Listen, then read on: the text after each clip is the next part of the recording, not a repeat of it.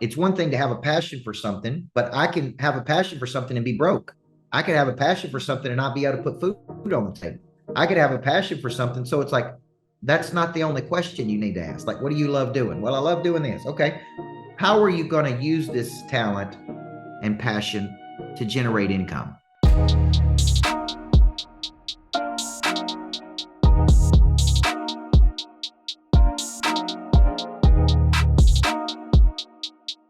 All right. Welcome, folks. Welcome. Hope you're having a good day today. I think it's Tuesday. Is that right? I think so. Tuesday. And it's good to see everybody here. I actually see a lot of familiar faces and also some new faces. So we are excited to have you here tonight. A lot of what we teach on the Living with the Monster is based on a book that Natalie wrote called Living with the Monster.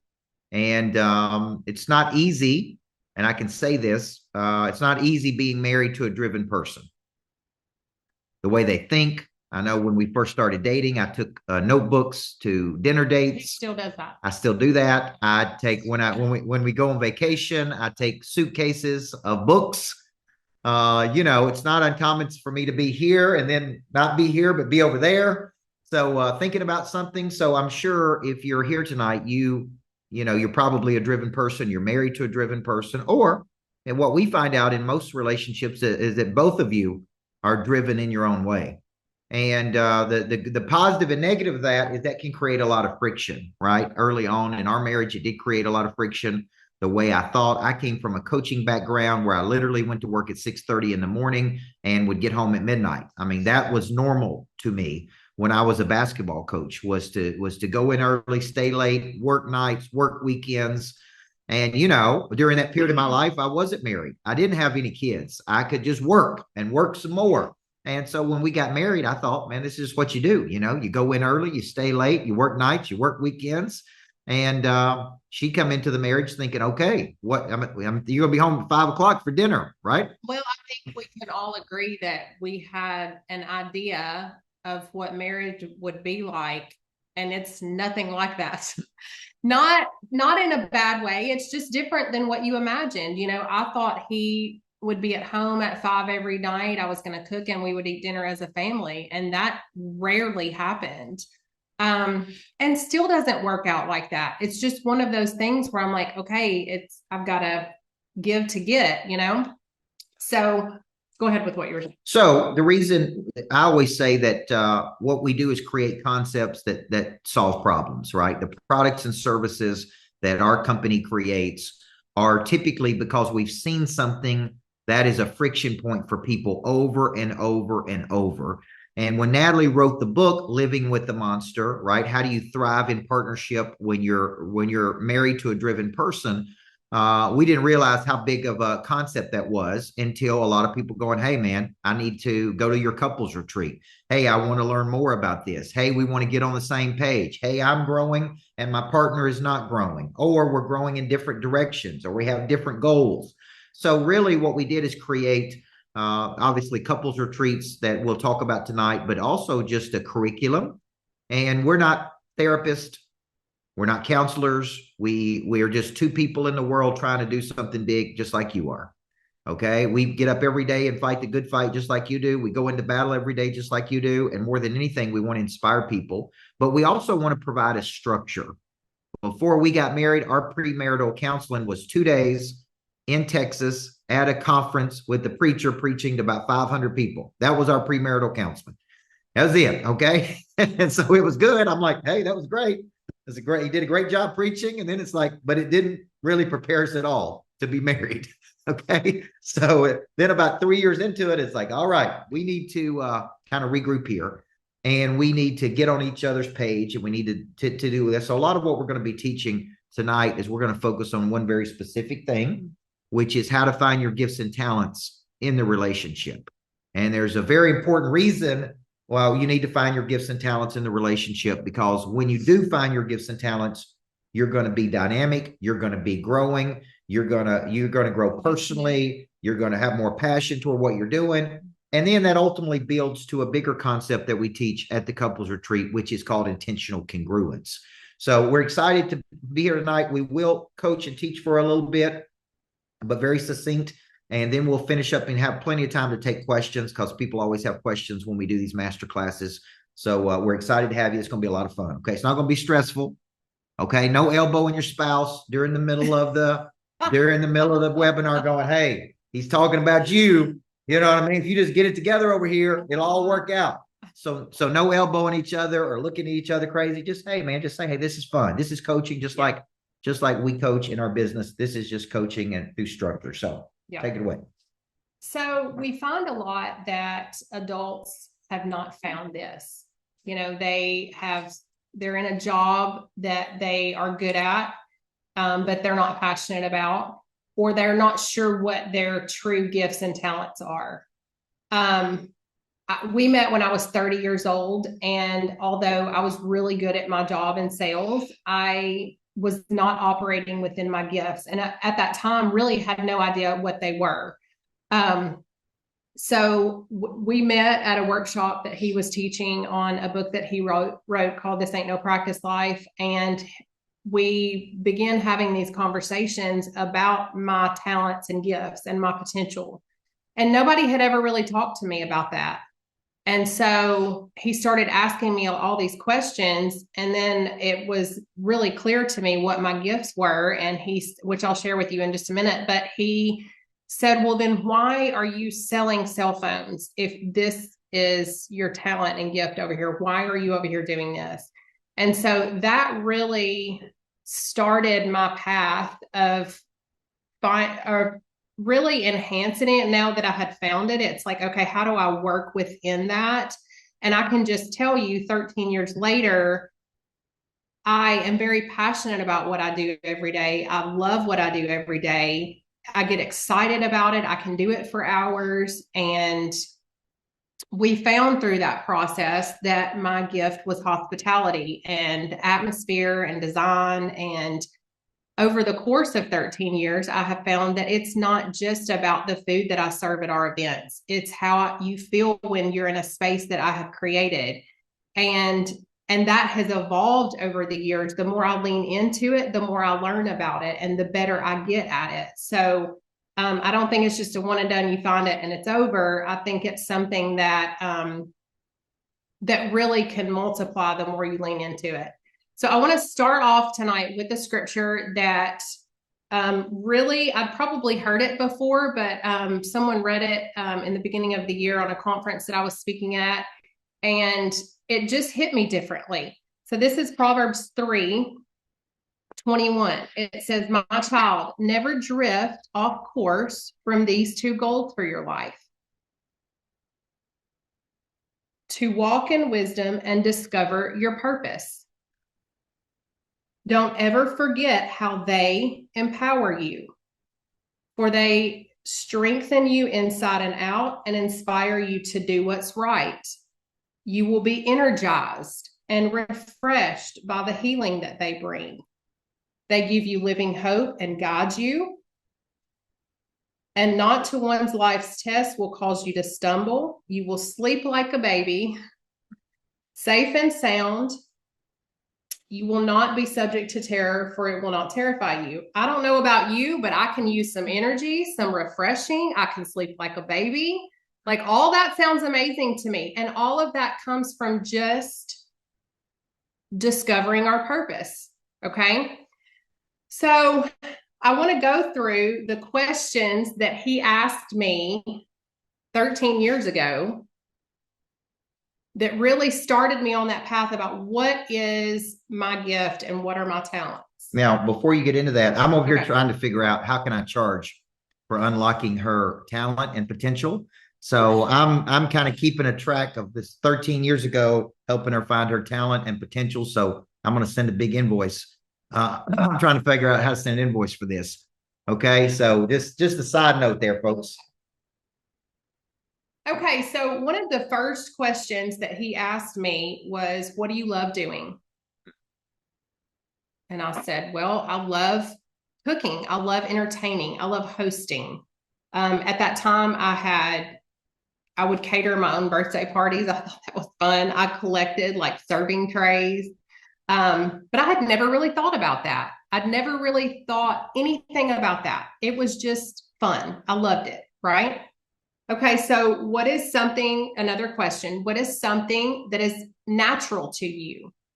That was completely normal to me. I didn't think anything about that. I didn't think, other people don't think like this. I didn't think anything about it. Another question, where is there a need in the world that you can fulfill with this?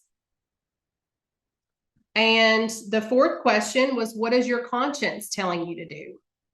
What do you feel deep down inside you're called to do? Now, I now manage all of the events, any event that we have, any gathering, meeting, anything like that, retreat, boot camp, like all of that stuff. I take care of all of the hospitality, meaning the way the room feels, the way the room is set up, the food that you eat, the way it smells, all those things. Now you may say, how does that solve a need in the world that the world, how does that solve a need that the world would pay for? Well, you've got to think about, well, what if our company had to outsource that to someone else?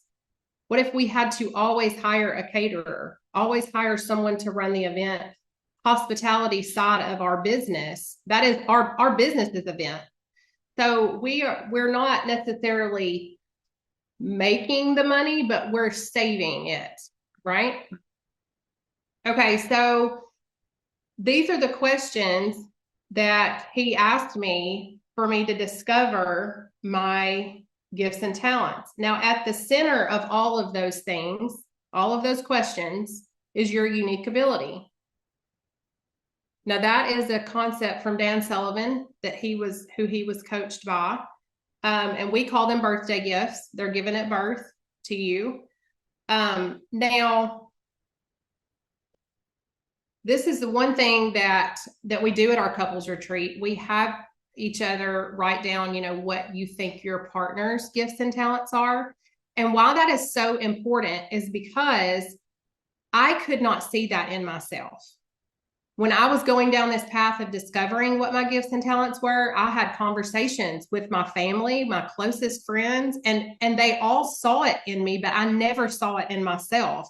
So the reason that exercise is so important is because these things inside of you are so natural that you do not see them as unique because they are natural to you. Okay, does that make sense?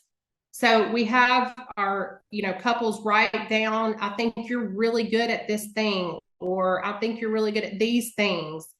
And then they tell each other, because a lot of times, we can't see it in ourselves until someone else says, you totally have the gift of hospitality. That's what my sister said to me. And I'm like, I do? What is that? But anyway, so I think it's important that you tell your spouse and, call that out in each other so that you can start to discover that and operate within your gifts and talents. Now, let me talk about why this is very important. Let's say that you're growing, but your spouse is not growing.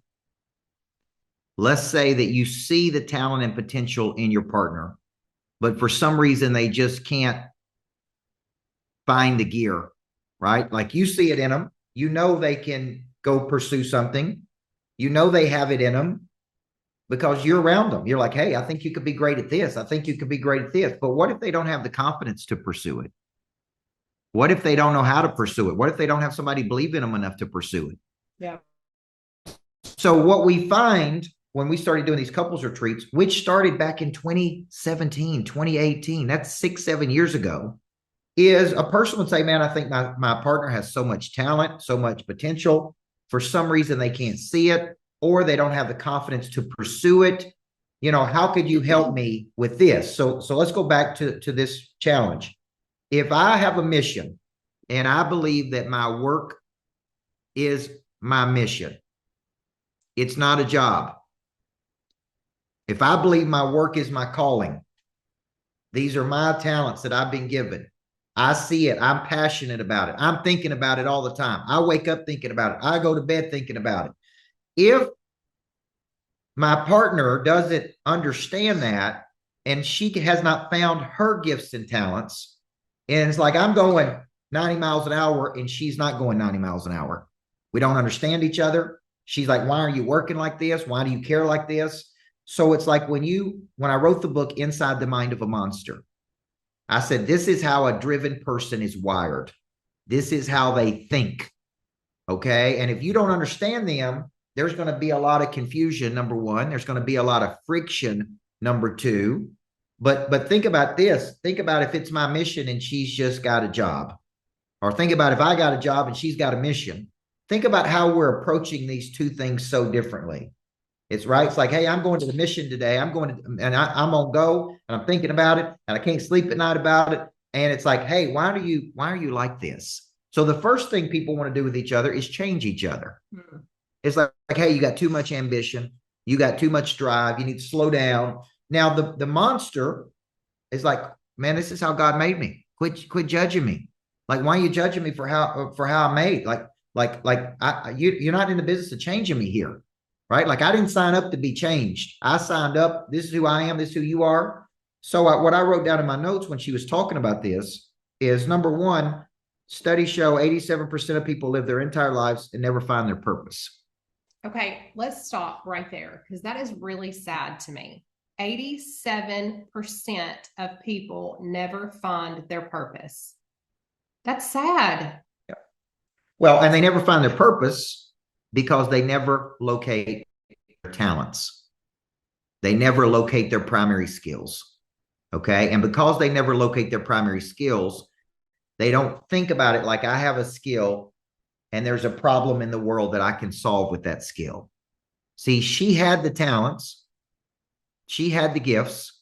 What she didn't have was a knowledge of how to take these gifts and talents to the world. So what did she do? She just went to work at Verizon and sold cell phones. Now, there's nothing wrong with selling cell phones. She was actually one of their top salespeople. But the reason she was one of their top salespeople was because she had the gift of hospitality. So customers always came back to her. They always wanted to go, right? It's like they always came back to her. Well, the reason they always came back to her because of how she treated them. So she was actually using her gift in the cell phone business, but it was kind of a small game to play in comparison to what she really could be doing. I come along and I go, look, boom, you got gifts, let's find them. You got passion, let's locate it. You got skills, let's put it all together. Now let's figure out what it is you want to do. Now, there was a time in my life that I dated a person, and for about a year and a half before we got married, and they had no drive, no passion, didn't know their skills, no purpose. And I'm like, there's no way in the world I could ever be married to a person like this. Right? It's just like, hey, I'm looking for a person that want to go do something. Right? And it's like, what do you want to do with your skills and talents that you've been given? So one of the exercises we do at the couples retreat is we ask these big questions. Right? What do you love doing? Out of everything that you do, what do you love doing more than anything else? It's like, man, I really get a lot of energy from doing this. I love this. Okay. But if you love to do something, but you can't earn any income from doing it, it's like, you got to earn income somewhere. You got to pay the bills somehow. You got to figure out, okay, how do we take what we love doing and how do we solve a problem in the world that the world will compensate us for? Right. And it's like, it's one thing to have a passion for something, but I can have a passion for something and be broke. I could have a passion for something and not be able to put food on the table. I could have a passion for something. So it's like, that's not the only question you need to ask. Like, what do you love doing? Well, I love doing this. Okay. How are you going to use this talent and passion to generate income? Right. That's the economic need. That's solving a problem in the world. Okay. What do you feel like you're supposed to be doing? That's a bigger question. Now, when you put these two together, if I have a mission and a passion and a drive, and I'm pursuing that, and she has a mission and a passion and a drive, and she's pursuing that, number one, we both feel a sense of purpose. It's not like, hey, I'm looking at her going, hey, what are you doing? Like, you got all this talent, but you're not doing anything with it. I may never say that to her, by the way, as her husband. That'd be sure to get you in the doghouse, wouldn't it, Mike? If you went home and told your wife you got all this talent, now what are you doing with it? Hey, get it together, read a book, See, you don't say that to your spouse. What I said to her is, man, you got a lot of talent. What do you want to do? Like, how do we help you get to the level you want to get to? Right. And it's like, this is what I think I want to do. Then we started looking at the economics of it because I'm a business coach. I'm like, okay, how can you make money doing this? So the very first thing she did, William Bush, is she started a catering. She started a catering company. That's just the obvious thing to do, right? Well, I didn't enjoy that at all. And she didn't make any money, which I knew she wasn't going to do. But hey, I let her do it because that's a good thing for her to figure out. It's like she would cook for 3 days and make $200 from scratch and make $200. Make $200 a profit. And she's like, this is not a good business. And I go, and you know what I said? I know it's not a good business because you're competing versus major restaurant chains. But this is good. You're learning how to run a business. Yeah. And this is good. There's revenue that comes in, there's expenses that go out, there's profit that's left over. And it's like, this is a good thing for you because you're actually making the food. Now, if you don't like that, but you love cooking, you love hospitality, how could we use your gifts and talents in the business? Now, I'm not saying every couple on here needs to work together because I've seen couples that work together and that was actually not a good thing, right? It was not a good thing for them to work together. They had too much time with each other. It was all business all of the time. And it was actually destructive to the relationship. So I'm not telling you got to work together, but in our relationship, it's like, okay, we have this business. I have gifts and talents and you have gifts and talents. How do we combine those? What about this? Why don't I do the coaching and you do the hospitality? Why don't we buy real estate that we both love and you design the real estate properties and you do the hospitality? And if you love that, I'll show up and coach and you show up and do the hospitality. Now you're winning, I'm winning. We're both pulling our I hate to say weight of this, but we're both engaged in the business. Okay. And we teach this at our couples retreat called intentional congruence. But what if a person never finds their gifts and talents? Okay. If you study the parable of the talents in the Bible, it's the master gave each person a talent. A talent in the Bible was a sum of money. Okay. And a lot of people don't think of it like that, but it was a sum of money. One talent was worth 360,000, 2 talents, 720,000 in today's money, 3 talents over $1 million. So the master gives each person a sum of money. And he says, Spencer, here is a talent, a sum of money. Take this money and go do something with it and bring it back with interest. Based on your ability. You have a unique ability. Okay. And Dan Gribble's got a unique ability. And Gary Wicker's got a unique ability, right? And Max Reed's got a unique ability. And it's like, here's a sum of money. Take this money, go do something with it and bring it back with interest. And every person that did something good, the master said, well done, good and faithful servant. Just a little Bible. Marlena may know this because she's a pastor. That's the only place that's in the Bible, folks, where it says, well done, good and faithful servant in the parable of the talents. So I think of it like this. Marlena, you got this ability. Take this ability, locate your purpose, do something with it. Bring it back, right? And grow it, expand it. And it's like, okay, what if one person is doing that in the marriage, but the other person goes to a job they hate, sucks all the life out of them. They really got hopes and dreams of a bigger play, right? What happens in that relationship? Let me tell you what happens in that relationship. One person's on fire and one person's not. Would y'all agree? Yes or no? One person's growing and one person's not growing. Now, how long does it take before there's friction? And I know because I've coached a lot of people. It's only so long before it's like there's some friction here. I'm on fire. I'm going all the way. What are you doing? This is how this conversation goes. Okay. I'm growing. You're not growing. And it's okay because I was already into personal development. When I met her, she was just getting into personal development. So it wasn't like, hey, something wrong. I'm right and you're wrong. It's like, hey, there's a whole nother world here. Okay. So this is why this talent is so important. So when you're thinking about this, some people have a job and some people have a mission. These are two different mindsets that you're going to carry to the marriage. Okay. And this is why you're trying to understand your partner. It's like, why are they driven? Well, maybe they feel like it's their calling. And that's a different thing than just going to a job. I've had jobs, folks. I pumped gas for a living at one time. Can you all see Coach Burt pump the gas? Come on, folks. I was the worst gas pumper in America. I got fired. I got fired because I was so bad at pumping gas. You know why? They asked me to check the oil, and I checked the transmission fluid. Okay. Because I didn't know the difference. Okay. I worked at a bank. I was a teller because I thought the people that worked at banks actually made money. They don't. The people that own the banks are the ones that make money. So I'd get dressed up in a suit every day and go to the bank thinking I was going to make some money because I was around some money. And that's not how banks work. So I got fired from that job because I couldn't show up on time, and I couldn't have a good attitude. And I had a little manager who was 5'2", and she yelled at me from the time I got there to the time I left. I was terrible. Then I go, what I'm supposed to be doing is coaching people. And this is my voice and calling in life. And this is what I'm going to devote my life to, is helping other people reach their potential. Now, look at how I'm thinking now versus when I was thinking, how fast can I get out of this job? How fast can I get home? How fast can I get away from this crazy manager that's yelling at me all day long? That's what I was thinking when I was working at the bank.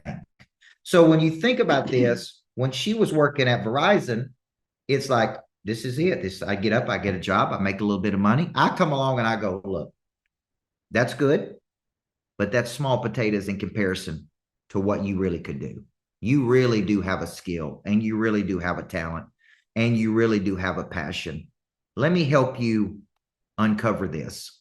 And then, okay, what I didn't know, that I was creating a freaking monster. Now she's got her own clothing line, and she's in her own coaching program, and her freaking, you know what I'm saying? It's like, I actually created a monster. You know what I'm saying? Mike White, I created him. I mean, look at this. She got her own clothes. Look at all this stuff. So here's my point. This was a shy little country girl from West Tennessee when I met her. Here's what's cool about this, though. Like, you know that you have more inside of you than you're operating in. I did. I knew it was in there. I didn't know what it was or how to access it, and I think that's why I believe in coaching so much, not just in him, but I have a coach that's outside of our company, because I know that is the one thing that's going to pull the best out of me, is someone else calling it out of me. Because a lot of times I'm, either there's some fear there that I don't want to address or see, or I don't see it, but someone else says, oh, I see this in you, and we're going to get it out. So, I totally believe, at the time, and I knew I had more inside of me. I just didn't know how to get there or access it. Now, when you think about this, she came to me in December of last year, maybe the year before, and said, I need a coach. I want to build this division of the company. I'm passionate about it. I see a bigger play. I need to hire a coach who can help me do this. And I'm like, good, go do it. And then she told me how expensive the coach was. And I was like, okay, that sounds great. But here's the deal. It's all good because you're investing in you. Now, here's the big lesson that we wanted to drive home tonight in this webinar. When you find your voice and calling, there's two things to think about here. One is you could get up every day and go to an occupation, and that is which occupies your time, in which you receive a paycheck. You're there physically, but you're not there emotionally. You're not there mentally. You're not there spiritually. It is occupying your time. Okay? And you are trading your time for money. Then there is a vocation, which comes from the Latin term voice or calling in life. Now imagine what happens when that is located. You use your skills and talents. You take those skills and talents to the marketplace, and the world begins to reward you. And you say, well, how does the world reward you? Not just with money. See, a lot of people say, well, yeah, I want to make a bunch of money. And that's one piece of it. But the world rewards you in love. The world rewards you in appreciation. The world rewards you in affirmation. The world rewards you in referrals. the world rewards you ultimately in money as well. That's a form of exchange. It's like, hey, you really helped me. Here you go. And so, but that's not the only thing. So when you're unlocking this potential in your partner, you may say, look, that's not my skill set, unlocking the potential in my partner. I know, but my partner has a lot of skill and talent, but they need something to help them. Now, when we do the couples retreat, and we've got, I think, 3 in the fall. That's right. Do anybody want to know? And Kelly Eisler can tell you because she's gone through this. Do you know the people who get the most out of it are typically the people who don't want to go? And their spouse says, look, we're going to this couples retreat. And they're like, no, I ain't going to no couples retreat. And you know, I ain't doing skill building for 8 hours on our relationship like the movie Couples Retreat. And I'm like, you know, we're not doing all that. I'm not doing that. Well, number one, the couples retreat is nothing like that. Number one, it's relaxed, laid back. We work on structures. You're at the beach. It's like a vacation with a little bit of coaching. It's like a fun couples retreat, not like a miserable couples retreat. It's not like going to therapy for 6 hours. You know, so it's like, so when you think about it, there's one person that says, look, we should do this. We're trying to do big things together. Let's get on the same page. Let's go away to Florida. Let's spend some time working on this. And then one person is reluctant. By the end of the retreat, it's that one person that comes up and says, this is the best thing I've ever done. My drive has been activated. I got a bigger future. I'm excited about doing things. I found my talents and gifts. I can't tell you how many times that's happened in our couples retreat. The person that least wanted to go was the person that got the most of it. Right? Carrie Robinson brought her husband. Next thing you know, he signed up for bigger coaching packages. So you can bring him back anytime you want to. Now, you know you're a stone cold killer when you're on my sales team and you sell your husband a coaching package. I'm like, now that's my kind of woman right there. So, but my point is, it's not a game changer. It's a life changer. How much time do you spend working on your business? How much money have you spent working on the business?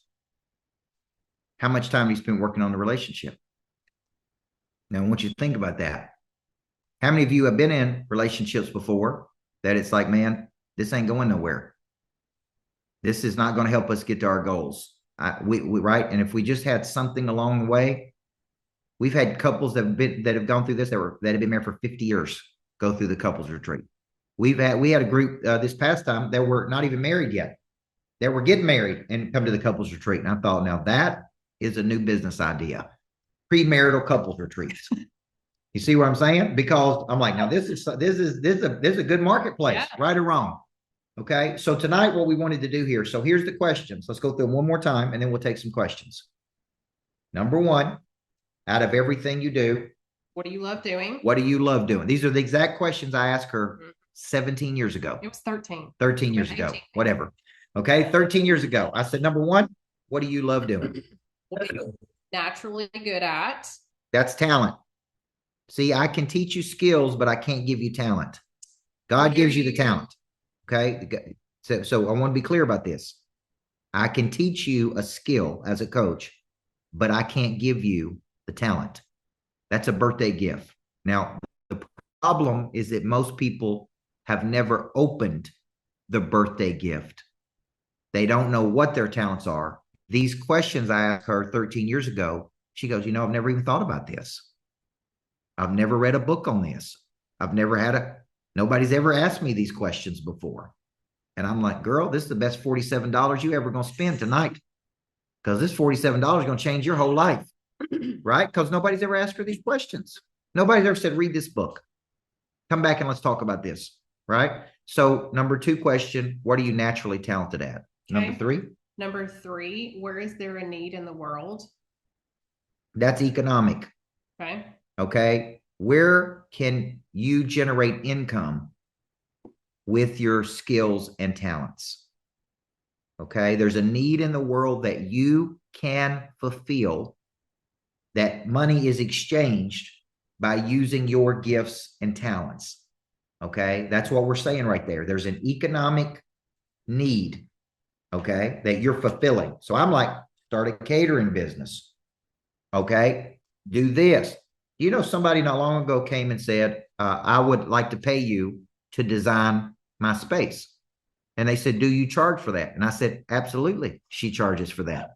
And she's like, I'm not a professional designer. I didn't go to design school. And I said, look, they're trying to give you money to design their space. That's telling you they think you're good enough to do it. So the answer is yes. Which credit card would you like to put this on? Everybody with me? See, this is coaching right here. I'm like, the answer is yes. Now ask them which card they'd like to put it on, because you could do this. I know. Look, we paid, I don't know how much we paid for the designer for the Greatness Factory. I really don't want to even think about how much we paid for that designer, but she's done most of the designing.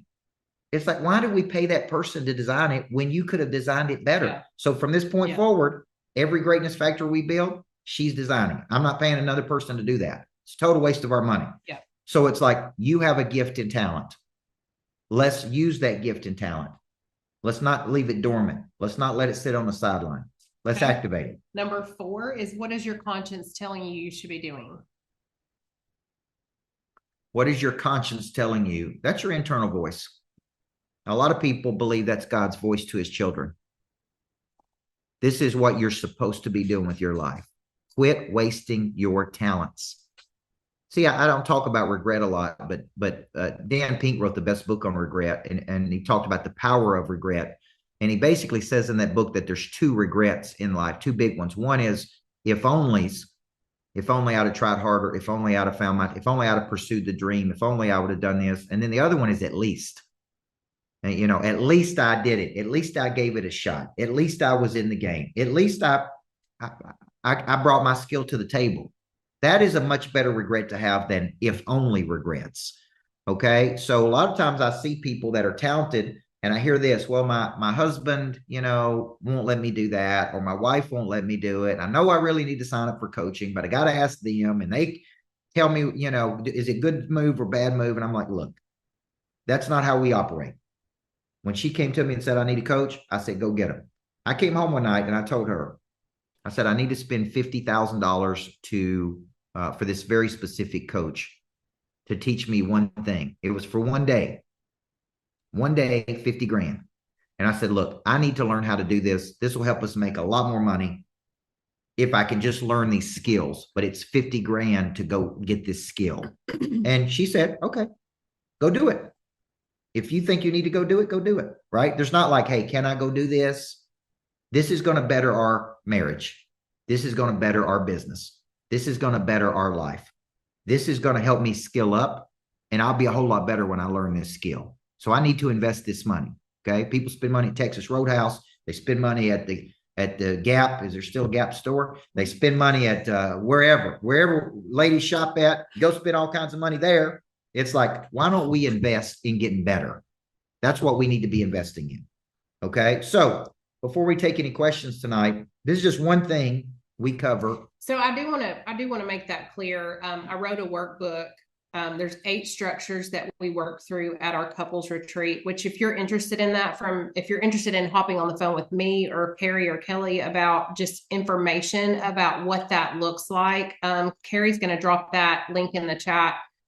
But what we do is we have 8 structures we work through, and every one of those things is something that we've had to work through over the last 13 years. That was a super big frustration for us, which then turn around and affects the business, right? So it's something that we've had to work through, and we're like, if we're working through this, like, then other people need help with that. So everything that we go through at the couples retreat is something that we have personally had to work through.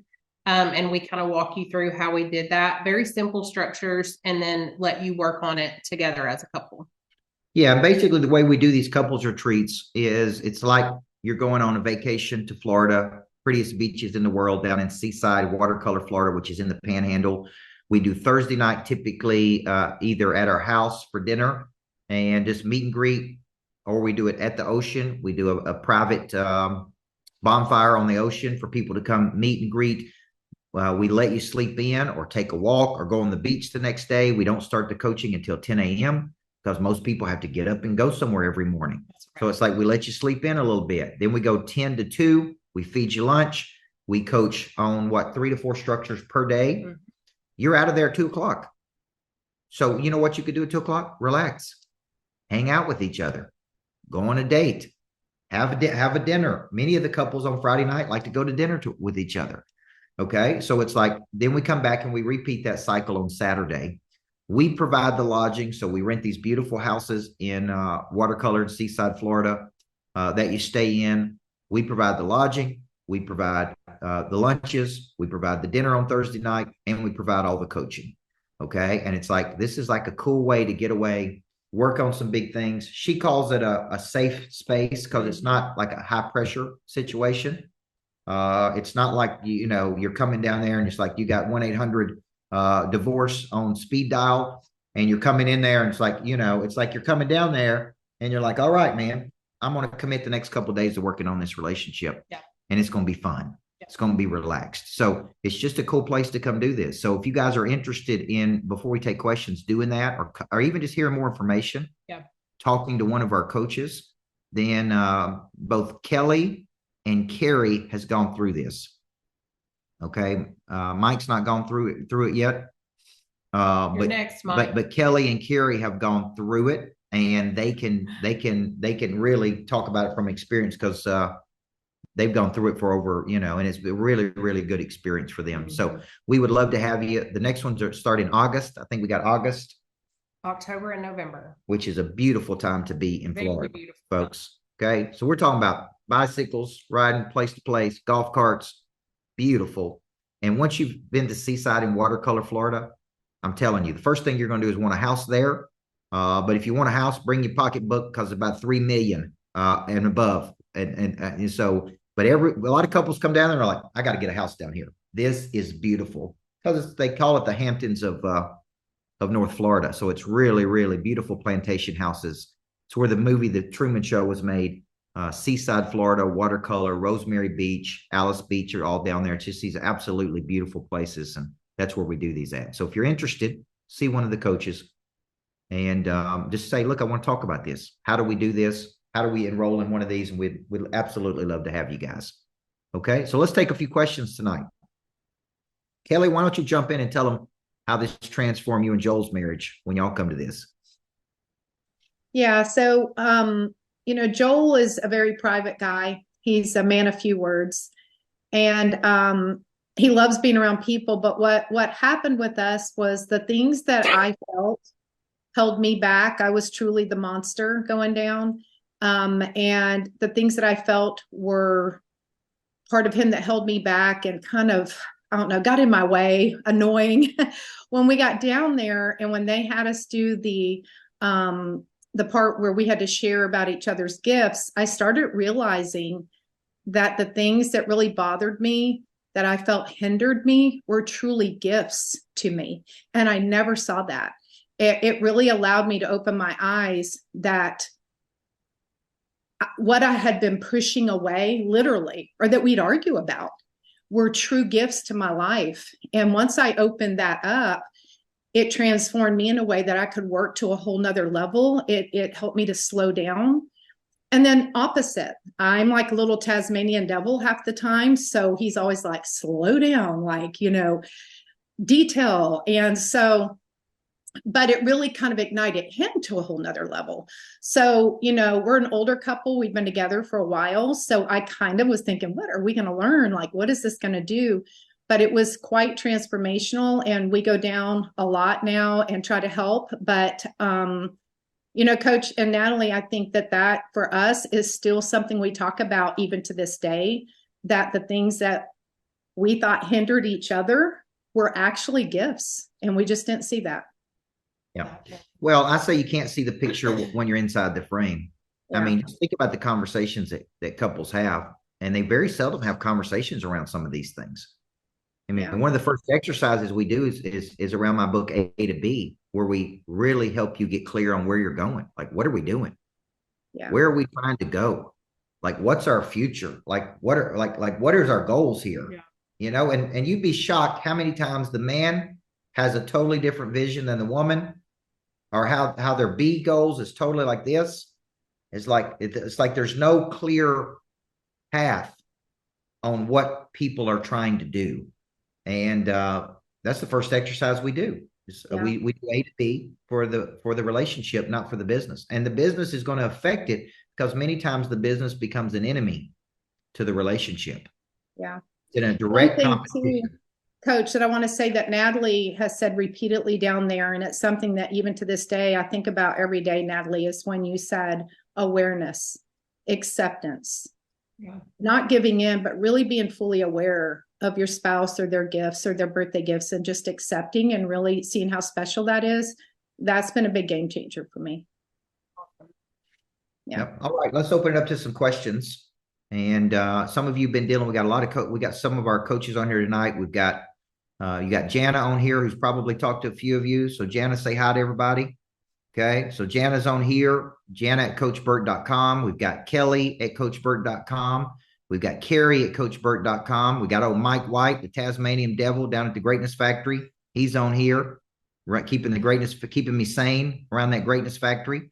So any of these people can help you if you're interested in something. So let's take a few questions here. Susan, kick us off.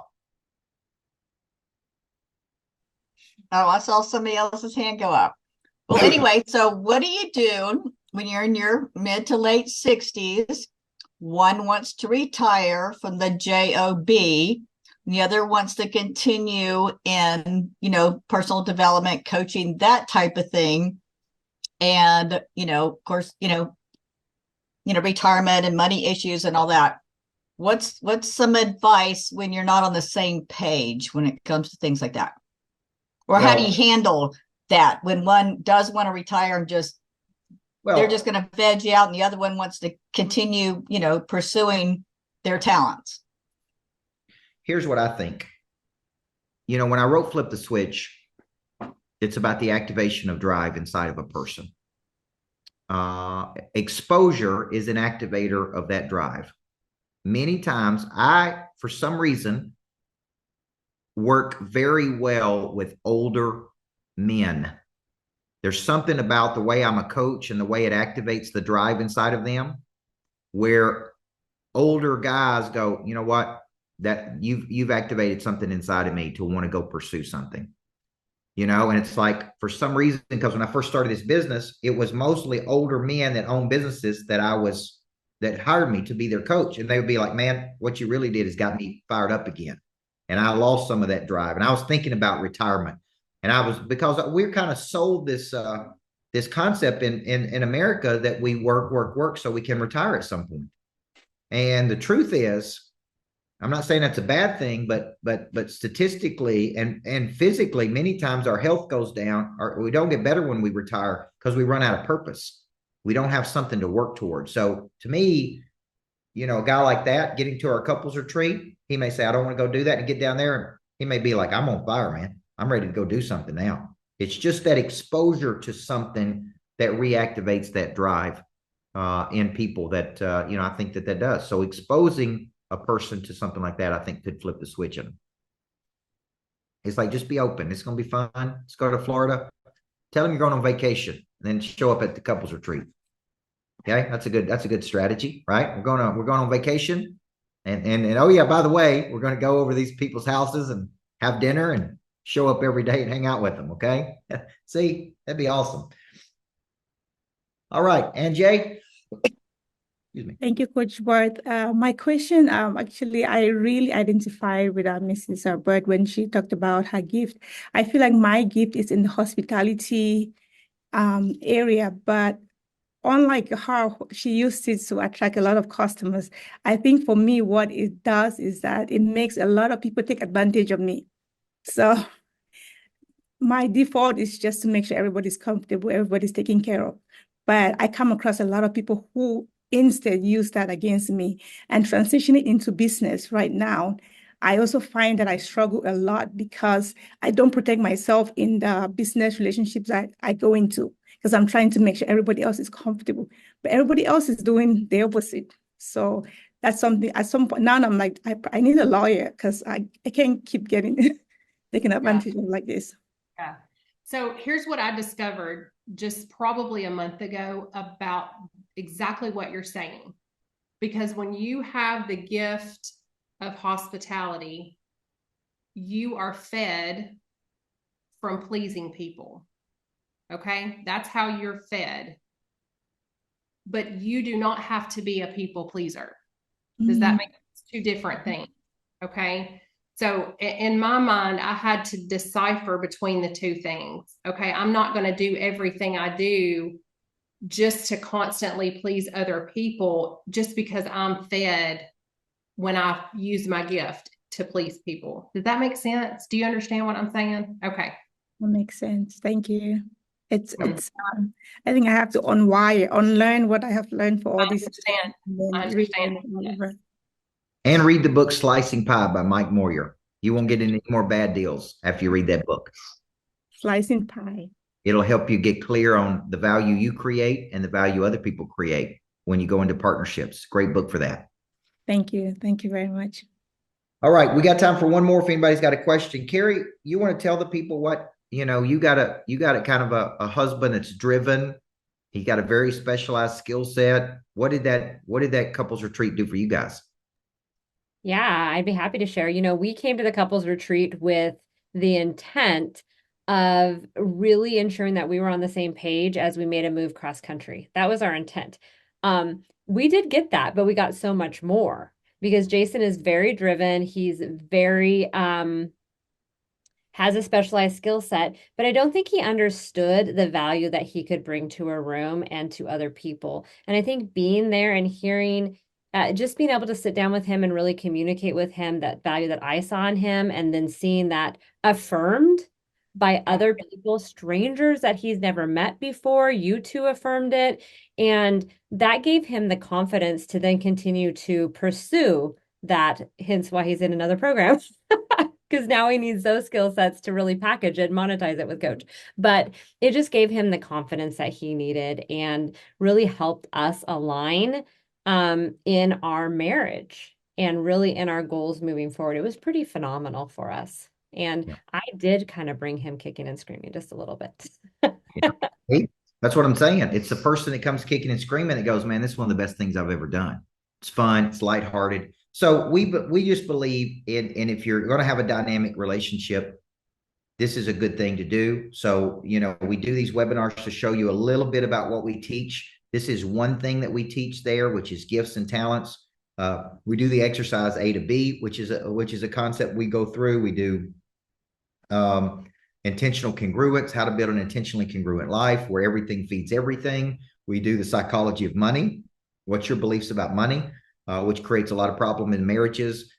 We do inside the mind of a monster. How do you understand your partner versus judge your partner? I mean, it's really just some really cool structures. A lot of this is in the book. So can they get a download of your goal guide, or where do they get that at? We can send it to all of them. Okay, because I think there's a download somewhere where they can just click a link and get that. Version that we can send out to everyone. Okay, so we can get you a download of the goal guide to see what we cover. And I'm serious. If you guys are serious about this, okay, this would be a great thing for you to do. Just get with your coach and say, look, this is something I'm interested in. I'd love to do a strategy call on it. And not only will it help your relationship, it'll help your business. Because I'm a business dude, and there's enough business in the retreat for you to go, you know what? It's like going to a business retreat with couple stuff.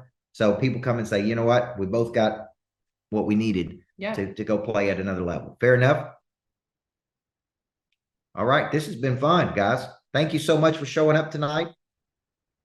You did a great job. Thanks. So I'm trying to actually retire from coaching, and Natalie's going to be taking over and doing all the coaching, and I'll show up every now and then and hang out with folks. Sound like a good time? Okay. That's what Big hour with us. All right. Love you guys. Thank you very much.